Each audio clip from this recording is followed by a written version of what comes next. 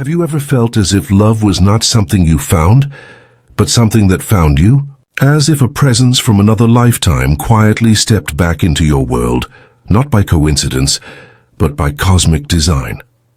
There are moments when two lives collide with such familiarity that it feels less like a meeting and more like a remembering, a reunion that has waited patiently through the ages to happen again. Before we dive in, let us know in the comments where you're watching from. We'd love to see how far this conversation is reaching. Sometimes, the greatest love stories are not the ones that begin, but the ones that return. They do not start with fireworks or confessions, but with silence, a silence that feels like recognition. Two souls shaped by different paths somehow circle back into each other's orbit, as if pulled by a magnetic force that defies logic, time and reason. And you wonder, what is it that truly binds people together across lifetimes? Across distance, across everything that should have torn them apart? Could it be that love is not just emotion but memory, a remembrance of something ancient that the soul refuses to forget? Carl Jung once spoke of an invisible thread that connects those who are meant to meet. He believed that our souls operate beyond the visible world, guided by patterns that live deep within the unconscious, forces that shape not just our dreams, but the very people we are drawn to. When two souls are destined, their meeting feels less like chance and more like a whisper from the universe saying, "You again." Such encounters are not random. They carry the weight of something sacred. They awaken a stirring within you, an echo of recognition that cannot be explained by chemistry or circumstance. It is as if a mirror has been placed before you, reflecting parts of yourself you never knew existed. You see beauty, yes, but you also see your shadow. Everything you have buried, everything you have avoided, everything waiting to be healed. And that is where destiny becomes both a blessing and a test. Because when two souls recognize each other beyond the surface, they do not simply fall in love. They awaken each other. They bring light into hidden corners. They call forth the forgotten and the repressed. They shake the very foundations of who we think we are. It is easy to romanticize such love, to believe it will always feel divine, perfect, effortless. But destiny is rarely gentle. It does not come to comfort you. It comes to transform you. When two souls meet in this way, they do not just share affection, they exchange truths, and truth, as we know, can hurt before it heals. Have you ever met someone who made you feel both entirely alive and unbearably exposed? Someone who seemed to see through your words, your defenses, your carefully constructed calm? That feeling, that trembling between awe and fear, is often the sign of a destined connection.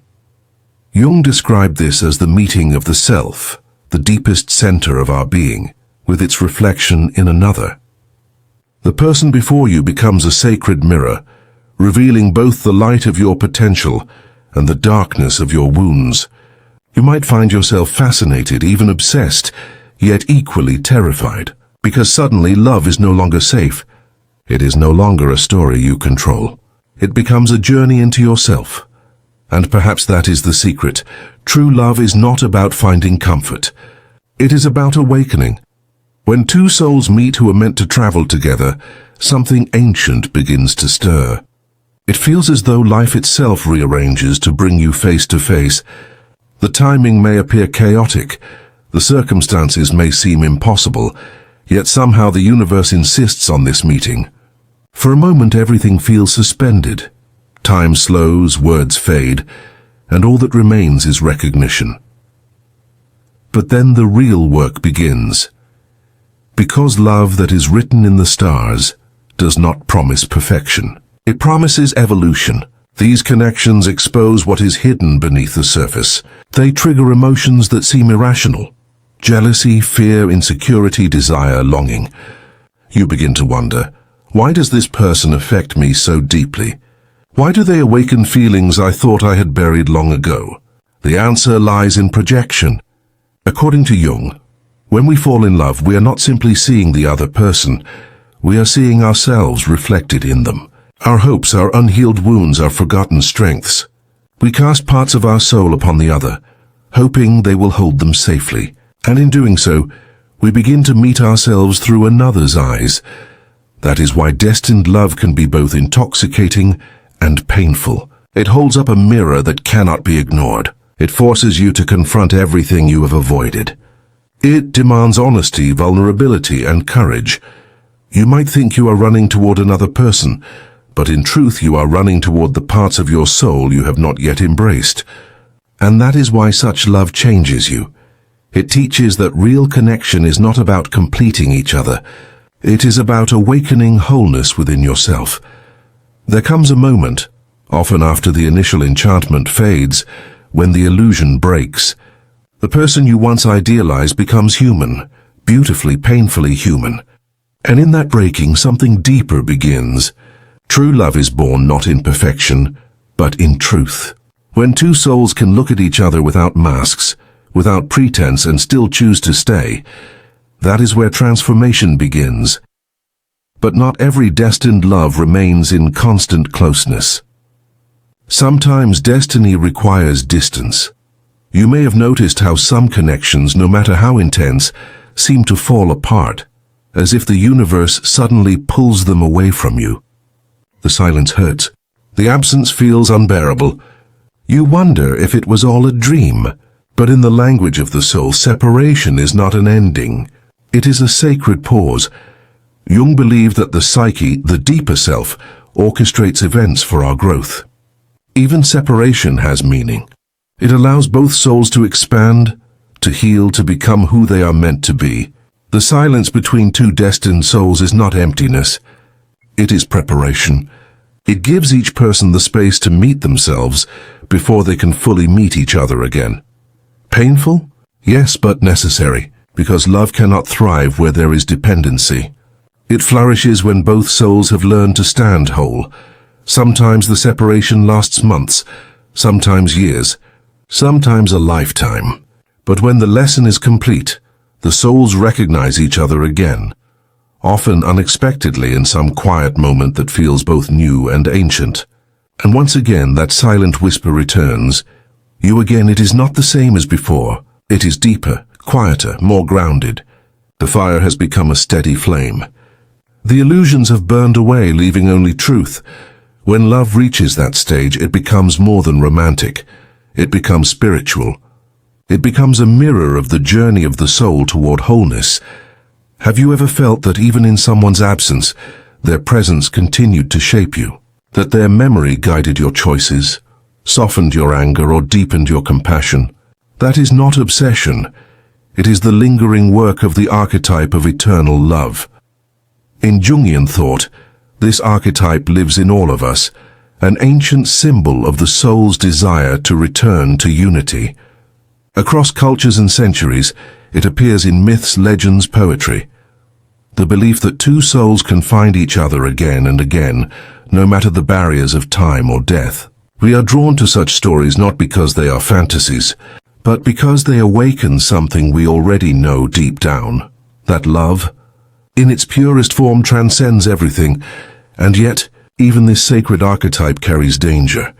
If we worship the idea of eternal love too blindly, we risk losing touch with reality. We expect perfection where only humanity exists. We chase an ideal and forget to see the person before us, flawed, changing, growing.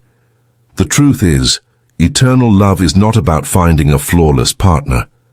It is about finding a reflection that reveals who we are and who we can become. It is about seeing divinity in imperfection and peace in the struggle. Destined love, therefore, is not a fairy tale. It is a journey, one that asks everything of you. It will demand your honesty, your patience, your humility. It will strip away illusions and leave you face to face with your truest self. And yet, in that vulnerability, you will discover something sacred. The realization that love was never about possession, but about remembrance. Even when life demands separation, even when silence falls, even when years pass, something remains. That something is not attachment. It is recognition. A knowing that you have met before, and that somehow on a level beyond comprehension you will meet again. Time, then, is not an enemy. It is an ally of the soul. It teaches you to love without clinging, to hold without owning, to trust that what is real never truly leaves. And maybe that is the highest form of love, not the one that insists on staying, but the one that endures through distance, through silence, through change. A love that does not need constant contact to exist, because it has already become part of who you are. When two destined souls meet, their purpose is not just to love each other, but to awaken each other, to remind one another of the sacred light and the shadow they both carry, to walk each other home to the self that has always been waiting. Perhaps that is why some connections feel eternal. They are not just stories of the heart. They are stories of the soul. And if you have ever known a love like that, one that shook you, broke you, and rebuilt you, you already understand. Destiny is not about permanence. It is about transformation. So if this message has stirred something deep within you, take a moment to breathe it in. Reflect on the people who have crossed your path, the ones who changed you.